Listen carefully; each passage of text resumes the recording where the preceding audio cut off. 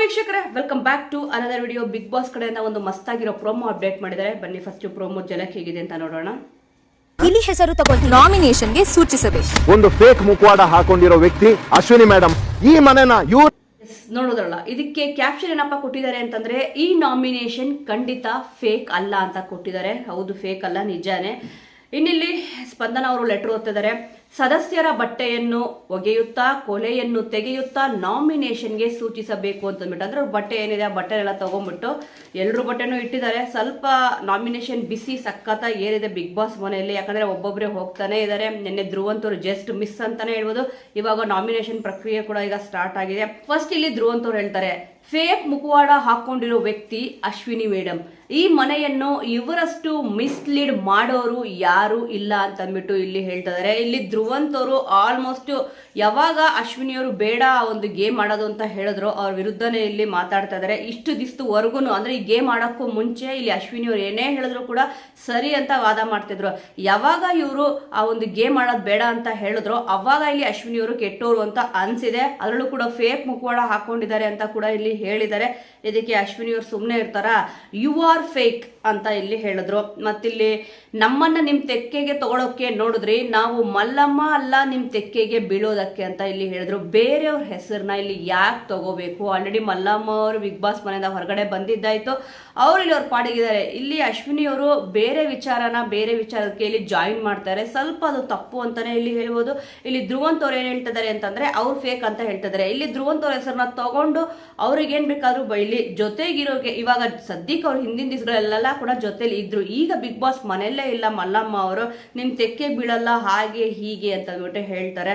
ಸ್ವಲ್ಪ ಇಲ್ಲಿ ಅಶ್ವಿನಿ ಅವರು ಮಾತಾಡ್ಬೇಕಾರೆ ಸ್ವಲ್ಪ ನಿಗಾ ಇಟ್ಕೊಂಡು ಮಾತಾಡಿದ್ರೆ ತುಂಬಾನೇ ಚೆನ್ನಾಗಿರುತ್ತೆ. ಆದ್ರೂ ಕೂಡ ಇವ್ರಿಗೆ ಎಷ್ಟತಿ ವಾರ್ನ್ ಮಾಡಿದ್ದಾರೆ, ಚಿಕ್ಕವರಾಗ್ಲಿ ದೊಡ್ಡವರಾಗ್ಲಿ ಮರ್ಯಾದೆ ಕೊಟ್ಟು ಮಾತಾಡಿ ಅಂತ ಅಂದ್ಬಿಟ್ಟು.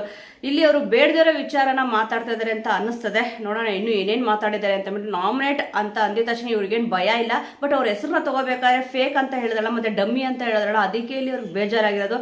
ಜಾನ್ವಿ ಅವರು ಕೂಡ ಸಿಕ್ಕಾಪಟ್ಟೆ ಕಿರ್ಚಾಡೋದು ಇಲ್ಲಿ ಕೇಳಿಸ್ತದೆ. ಇನ್ನಿಲ್ಲಿ ನೆಕ್ಸ್ಟ್ ಅಶ್ವಿನಿ ಅವರು ಕೂಡ ಬರ್ತಾರೆ. ಧ್ರುವಂತ್ ಅವ್ರ ಹೆಸರನ್ನ ತಗೊಂಡಿದ್ದಾರೆ. ಸೇಫ್ ಆಗಿ ಮಾತಾಡೋ ನಿಮಗೆ ಅಷ್ಟಿದ್ರೆ ತಾಕತ್ತಾಗಿ ಮಾತಾಡೋ ನನಗೆ ಅಷ್ಟು ಇರಬೇಕು ಅಂತ ಇಲ್ಲಿ ಹೇಳ್ತಾರೆ. ಯಾರು ಸೇಫ್ ಆಗಿ ಮಾತಾಡ್ತಾ ಇದ್ದಾರೋ, ಯಾರೆಲ್ಲಿ ಫೇಕ್ ಆಗಿ ಮಾತಾಡ್ತಾ ಇದ್ದಾರೋ ಅಂತ ಗೊತ್ತಿಲ್ಲ. ಸೇಫು ಫೇಕ್ ಎರಡೂ ಕೂಡ ಇಲ್ಲಿ ಮನೇಲಿ ನಡೀತಾನೆ ಇದೆ. ಸ್ವಲ್ಪ ಸೇಫ್ ಆಗಿ ಆಟ ಆಡೋರು ಒಂದ್ ಕಡೆ ಇದ್ರೆ, ಫೇಕ್ ಆಗಿ ಮಾತಾಡೋರು ಕೂಡ ಇಲ್ಲಿ ಒಂದ್ ಕಡೆ ಇದ್ದೇ ಇದ್ದಾರೆ. ಇನ್ನೊಂದು ಕಡೆ ತಾಕತ್ತಾಗಿ ಮಾತಾಡೋರು ಕೂಡ ಇಲ್ಲಿ ಇದ್ದಾರೆ. ವೀಕ್ಷಕರೇ, ಸದ್ಯ ಪ್ರೋಮೋದಲ್ಲಿ ಇಲ್ಲಿ ಧ್ರುವಂತ್ ಅವ್ರಿಗೆ, ಅಶ್ವಿನಿ ಅವ್ರಿಗೆ, ಜಾನಿ ಅವರಿಗೆ ಸಖತ್ತಾಗಿ ಬೇಜಾರಾಗಿದೆ, ಉರಿ ಕೂಡ ಹತ್ತಿದೆ ಅಂತ ಇಲ್ಲಿ ಗೊತ್ತಾಗ್ತಿದೆ. ಸದ್ಯ ಇವಾಗ ವಾರದ ಮೊದಲನೇ ದಿವಸನೇ ಇಲ್ಲಿ ನಾಮಿನೇಷನ್ ಪ್ರಕ್ರಿಯೆ ಇಲ್ಲಿ ಸ್ಟಾರ್ಟ್ ಆಗಿದೆ. ಯಾರ್ಯಾರು ನಾಮಿನೇಟ್ ಆಗ್ತಾರೆ ಅಂತ ನೋಡ್ಬೇಕಿದೆ. ಯಾರ್ಯಾರು ನಾಮಿನೇಟ್ ಮಾಡ್ಬೇಕಾದ್ರೆ ಏನೇನು ರೀಸನ್ ಕೊಟ್ಟಿದ್ದಾರೆ ಅಂತ ಕೂಡ ಕಾದು ನೋಡೋಣ. ಸದ್ಯದಲ್ಲಿ ಪ್ರೋಮೋದಲ್ಲಿ ಇರೋ ಪ್ರಕಾರ ಗೆಸ್ಸಿಂಗ್ ಮಾಡ್ಕೊಂಡು ಹೇಳ್ತಿರೋದು, ಇಲ್ಲಿ ಅಭಿಷೇಕ್ ಅವರು ರಘು ಅವ್ರ ಹೆಸರನ್ನ ತಗೊಂಡಿರ್ಬೋದು. ಮತ್ತಿಲ್ಲಿ ಧ್ರುವಂತ್ ಅವರು ಕ್ಲಿಯರ್ ಕಟ್ ಆಗಿ ಗೊತ್ತಾಗ್ತದೆ ಅಶ್ವಿನಿ ಅವ್ರ ಹೆಸರನ್ನ ಮತ್ತೆ ಜಾನ್ವಿ ಅವ್ರ ಹೆಸರನ್ನ ತಗೊಂಡಿದ್ದಾರೆ. ಮತ್ತಿಲ್ಲಿ ರಕ್ಷಿತಾ ಅವರು ಗಿಲ್ಲಿ ಅವ್ರ ಹೆಸರನ್ನ ತಗೊಂಡ್ರು. ಸಖತ್ ಬೇಜಾರ್ ಅಂತಾನೆ ಹೇಳ್ಬೋದು. ಇಲ್ಲಿ ರಕ್ಷಿತಾ ಅವರು ಕಳೆದ ವಾರದಿಂದ ಯಾವಾಗ ಉತ್ತಮ ಕಳಪೆ ಅಂತ ಬಂತೋ, ಇಲ್ಲಿ ಕಳಪೆ ಅಂತ ಅಂದ್ಬಿಟ್ಟು ಗಿಲ್ಲಿ ಅವ್ರಿಗೆ ಕೊಟ್ಟರು. ಮತ್ತೆ ನೆನ್ನೆನೂ ಕೂಡ ಅಷ್ಟೇ, ಇನ್ನೊಬ್ಬರನ್ನ ಕೆಳಗಾಕಿ ಮಾತಾಡೋದಿರ್ಬೋದು, ಬೇಕು ಅಂತ ಇನ್ನೊಬ್ಬರು ಮನ್ಸಿಗೆ ನೋವು ಮಾಡೋದು ಅಂತ ಇರ್ಬೋದು. ಇಲ್ಲಿ ರಕ್ಷಿತಾ ಅವರು ಗಿಲ್ಲಿ ಅವ್ರ ಹೆಸರನ್ನೇ ತಗೊಂತಿದ್ದಾರೆ. ಇದು ಬೇಕು ಅಂತ ತಗೊಂತಿದಾರ, ಬೇಡ ಅಂತ ತಗೊಂತಿದಾರ ಗೊತ್ತಿಲ್ಲ. ಗಿಲ್ಲಿ ಅವರು ನನ್ನ ವಂಶದ ಕುಡಿ ಅಂತ ಇಲ್ಲಿ ಹೇಳ್ತಾ ಇದ್ರು. ಈಗ ವಂಶದ ಕುಡಿನೇ ಅವ್ರನ್ನ ಈಚೆ ಹೋಗ್ಬೇಕು ಅಂತ ಅಂದ್ಬಿಟ್ಟು ಇಲ್ಲಿ ಹೇಳಿದ್ದಾರೆ.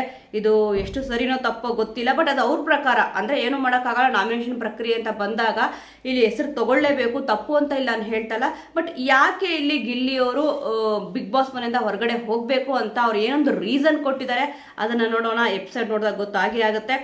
ಆದರೆ ಯಾಕೋ ಅಶ್ವಿನಿ ಅವ್ರ ಜೊತೆ ಮಾತಾಡಿದವ್ರು ಎಲ್ರಿಗೂ ಕೂಡ ಇಲ್ಲಿ ಗಿಲ್ಲಿ ಅವ್ರು ತಪ್ಪು ಮಾಡ್ತಾ ಇದ್ದಾರೆ, ಗಿಲ್ಲಿ ಅವರು ಸರಿ ಇಲ್ಲ ಅಂತ ಇಲ್ಲಿ ಅನ್ನಿಸ್ತಾರೆ. ಇಲ್ಲಿ ಕಾವ್ಯ ಅವರು ಕೂಡ ನಿನ್ನೆ ಅಬ್ಸರ್ವ್ ಮಾಡ್ಬೋದು, ಕಾವ್ಯ ಅವರು ಕೂಡ ಚೇಂಜ್ ಆಗಿದ್ದಾರೆ, ಸ್ಪಂದನ ಅವರು ಕೂಡ ಇಲ್ಲಿ ಚೇಂಜ್ ಆಗಿದ್ದಾರೆ. ಅವ್ರ ಜೊತೆ ಯಾರ್ಯಾರು ಮಾತಾಡ್ತಾರೋ ಜಾನ್ವಿ ಅವ್ರ ಹತ್ರ ಮತ್ತೆ ಇಲ್ಲಿ ಅಶ್ವಿನಿ ಅವ್ರ ಹತ್ರ ಗಿಲ್ಲಿ ಅವರು ಕೆಟ್ಟವ್ರಾಗಿ ಕಾಣಿಸ್ತಾರೆ.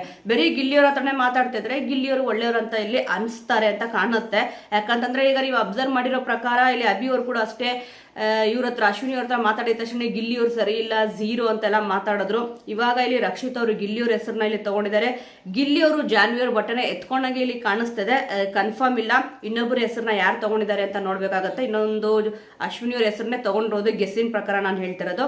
ಇನ್ನಿಲ್ಲಿ ಸೂರಜ್ ಅವರು ಸ್ವಲ್ಪ ಕನ್ಫ್ಯೂಷನ್ ಇದೆ, ಮಾಡುವವರು ರಘು ಅವ್ರದ್ದು ಇಬ್ರದ್ದು ಕೂಡ ಬಟ್ಟೆ ಅಕ್ಕಪಕ್ಕನೇ ಇದೆಯಲ್ವಾ, ಮಾಡುವವರು ನಾಮಿನೇಟ್ ಮಾಡಿದ್ರು ಕೂಡ ಮಾಡಿರ್ಬೋದು, ನೋಡೋಣ ಗೊತ್ತಾಗತ್ತಲ್ವಾ.